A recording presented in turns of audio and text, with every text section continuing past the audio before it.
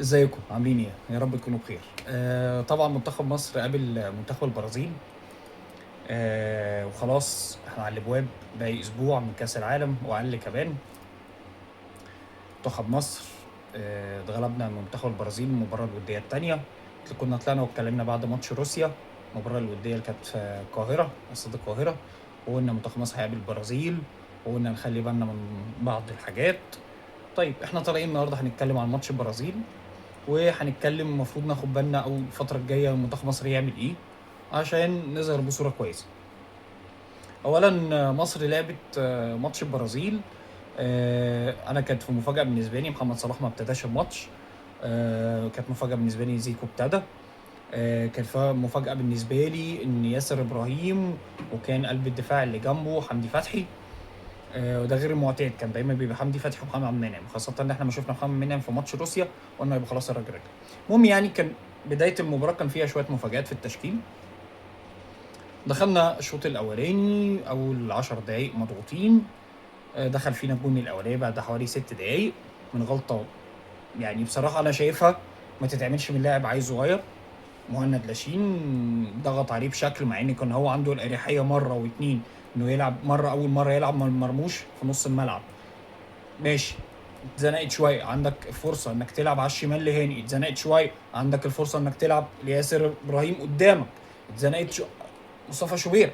عندك حوالي 4 فرص انك تبصي الكوره قبل ما تتقطع منك، ورغم كده الكوره اتقطعت ودخلت جول. طبعا منتخب البرازيل منتخب تقيل، انشيلوتي حد يعني مش محتاج الواحد يتكلم عليه. بس انت برضو بتحاول ان انت اما تقابل المنتخبات دي هتعمل ايه. ادي خطأ ساذج بنتعلم منه، كويس ان هو ظهر في مباراه وديه احسن ما كان يظهر في مباراه رسميه في كاس العالم. طيب حاولنا نطلع بالكوره اكتر من مره، مش عارفين، مضغوطين. كل ما بناخد الكوره هم ضاغطيننا في ال 18 بتاعنا واحنا مش عارفين نخرج بالكوره. الكوره تروح لياسر ابراهيم، تروح مصطفى شوبير، تروح لحمدي فتحي. عاملين بنخرج الكوره على الجناب على محمد هاني وعلى فتوح، مش عارفين نخرج باكتر من كده، مش عارفين نطلع بهجمه فعلا تكون مرتده صح معموله زي ما الكتاب ما بيقول. ده ما حصلش. كره طايشه، اللهم الا كره طايشه بعد الجون الاولاني بتاع البرازيل ب4 دقائق. ماركيزيو بيرجعها غلط. توقع زيكو وراح داخل قاطع الكره وحطها على اليسون، حطها وفنشها كويس جدا 1-1. بقيه الشوط الاولاني نفس بدايه الشوط الاولاني، هم ضاغطينك وانت على قد ما بتقدر بتحاول تطلع بالكره، مش عارف تطلع بالكره من نص الملعب للهجوم، ومرموش ياخد الكره يجري تتقطع منه. هو ده الشوط الاولاني كله. طب نزل الشوط الثاني، بقى واضح ان عندك مشكله في بنايه الهجمات، انت مش عارف تبني هجمه. ومقفل كويس ماشي مفيش مشكله، بس انت مش عارف تبني هجمه. نزلنا الشوط الثاني بتغييرات، حوالي 4 5 تغييرات. صلاح نزل، تريزيجيه طلع، امام عاشور نزل في دقيقه 70. المهم حصلت شويه تغييرات. برضو بدايه الشوط الثاني اول ربع ساعه، اول 5 دقائق او 6 دقائق منها دخل فيك الجون الثاني. يبقى اذا انت كده تفهم ايه من اول الشوط الاولاني والشوط الثاني، ان انت عندك مشكله فعليه في اول ربع ساعه هنا في الشوط الاولاني واول ربع ساعه هنا. يبقى لازم تاخد بالك ان انت نازل في اول ماتش مع بلجيكا، وانت نازل اول ربع ساعه من الشوط الاولاني اول ربع ساعه من الشوط الثاني ما ينفعش تبقى مضغوط، وما ينفعش يبقى شكلك كده ان انت تلبس جول، ما ينفعش. ادي اول حاجه المفروض نتعلمها وناخد بالنا منها. طيب التغييرات اللي اتعملت، هما جابوا جون التاني بعد الدقيقه 5 او الدقيقه 6 برضه في الشوط التاني. بعد كده اللعيبه بتاعتهم ابتدت تهدى. انت مسكت كوره بالتغييرات اللي عملتها، محمد صلاح بقى بياخد الكوره وبقى بيطلع لقدام ياخد الفرقه لقدام. امام عاشور لما نزل ودى الفرقه في حته تانية خالص. بقى في حد مسمار بيستلم الكوره من الديفندرات ويطلع بيها قدام يوزعها لليمين والشمال. هي دي كانت مشكله منتخب مصر، ان انت ما كنتش عارف تبني هجمه وما كنتش عارف تطلع بالكوره. ما كانش عندك الحد اللي بياخد الكوره من قصاد الديفندرات لما بيقطعوا الكوره ويطلع بيها يديها، اذا كان مرموش او يوزعها لمرموش او يديها لزيكو او يديها لصلاح. هو ده اللعيب اللي كان انت كنت فاقده في الشوط الاولاني كله. تمام. صلاح لما نزل ابتدى ياخد الكرة على الناحيه اليمين ويطلع بيها قدام شويه، لكن امام لما نزل بقى بيجري يمين وشمال وبقى بياخد الكرة من تحت وبيطلع بيها. منتخب مصر ظهر بشكل احسن، منتخب مصر مسك كوره بشكل احسن، بقى بيباصي بشكل احسن، ما بقاش عندك الميس باص، ما بقتش اللي انت بقيت مضغوط من ال 18 بتاعك زي ما انت كنت مضغوط لحد الدقيقه 65 لحد ما انت عملت التغييرات. كل الكلام ده اللعيبه نفسها حتى في السكند بول لما كانت الكره بتترد من البرازيل كنا بنلاقيها، كنا بنعرف ناخد السكند بول. الشوط الاولاني كله على مدار 60 دقيقه ما كنتش بتاخد سكند بول، كل كره تترد منك او ميس باس تلاقي خط وسط البرازيل تاخدها وتلعب على الجناب وتبتدي تخش في العمق، كانت مشكله كبيره. فاذا انت لما ابتديت تحط لعيب بيعرف ياخد الكوره من قصاد الديفندرات وقصاد الدفاع ويطلع بيها عشان يوزعها للمهاجمين قدام، هو كان امام عاشور، هو ده الحل بالنسبه لك. آه الشوط الثاني بقيه الشوط ظهر شكلك احسن، وصلت للجون بتاعهم على كورتين، على فترات في كورتين ثلاثه. جالك ركنيات، بقى منظرك احسن، هم ما بقوش يروحوا عليك ويضغطوك. دفاعك ارتاح. في لقطه عملها كابتن حسام انه لعب في بدايه الشوط الثاني، ظهرت ان نزل محمد عبد المنعم وطلع تريزيجيه، بقى بيلعب بالثلاثه ورا، وكان حمدي فتحي هو الليبرو.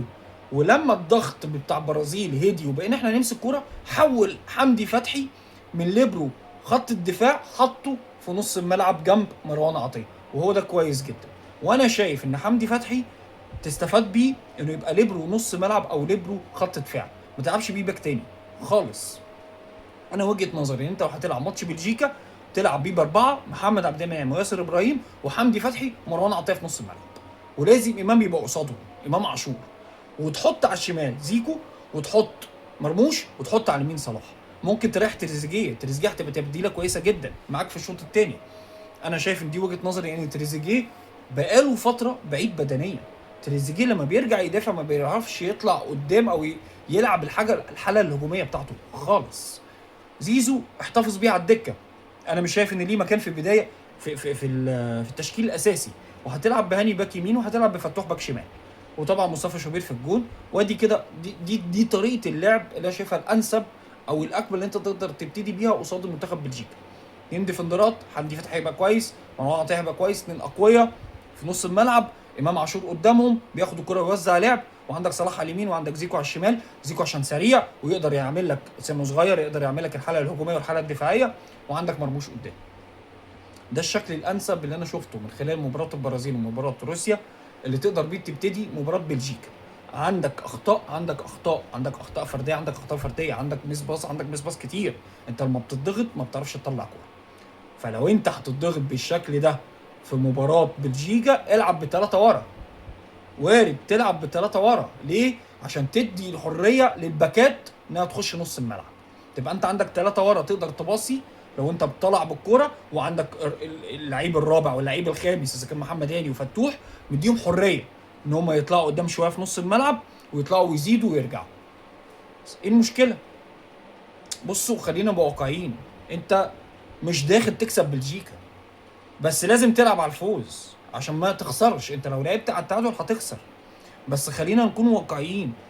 يعني احنا فاهمين وعارفين ان ماتش بلجيكا ماتش تقيل، ماتش مش سهل، ماتش صعب، بس خش اعمل اللي عليك.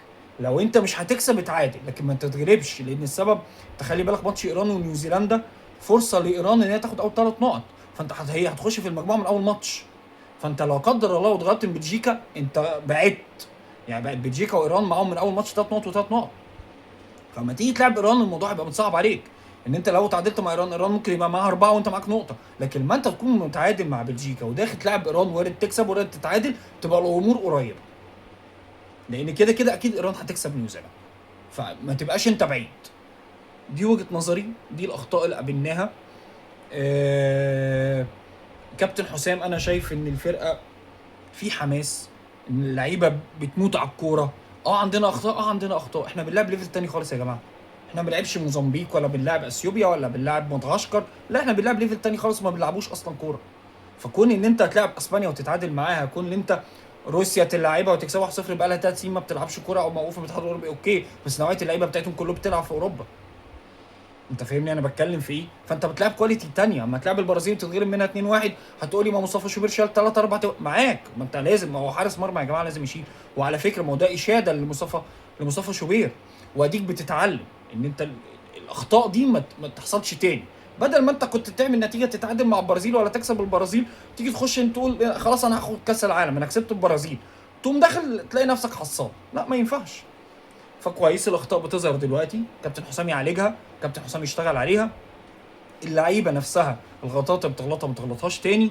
محمد هاني مستواه كان كويس الى حد ما، في بعض اللعبات كان عارف يقف قصاد فينسنت جونيور، بس كان هم مستغلين جبهه شمال، كانوا بيروحوا عليه 2 لعيبه وبتلات لعيبه، كان للاسف المساعده ما كانتش قوي مع هاني. فتوح كويس، امام عاشور كان كويس جدا، مروان عطيه كان عامل مجهود كبير جدا، مهند لاشين لعيب كويس جدا بس اخطا عادي مفيش مشكله، بس هو لعيب كويس. مصطفى شوبير كان جيد جدا، ياسر ابراهيم شال الكوره من على الجون، معظم لعيبه المنتخب كانت كويسه. بس عندنا مشكله، احنا نظاميين قوي في الحاله الدفاعيه وواقفين كويس في الحاله الدفاعيه، لكن في الحاله الهجوميه واحنا بنرتد مفيش. لازم تعمل جمل صح، لازم تطلع صح، لازم يبقى موجود اللعيب اللي بينقل الفرقه من تحت لفوق، ما ينفعش تبقى مضغوط بالشكل ده على ال 18. يا رب اكون كنت خفيف واتكلمنا في الكوره بشكل مناسب. يا ريت تشاركوني بتعليقاتكم، تقولوا لي ايه رايكم في الماتش امبارح بتاع البرازيل ومصر، وان شاء الله هنطلع كمان يومين نبتدي نتكلم تاني عن منتخب بلجيكا ونتكلم عن منتخب مصر، وازاي نستغل نقط الضعف في منتخب بلجيكا وايه نقط القوه الموجوده على منتخب بلجيكا. على فكره بلجيكا كسبت تونس 5-0، فحلو ان احنا نشوف ده دلوقتي، حلو ان احنا نذاكر ده دلوقتي. اكيد كابتن حسام بيذاكر لعيبته، فده كويس، انا شايفه كويس. هنشوف بعض تاني وهيبقى لينا كلام تاني. السلام عليكم.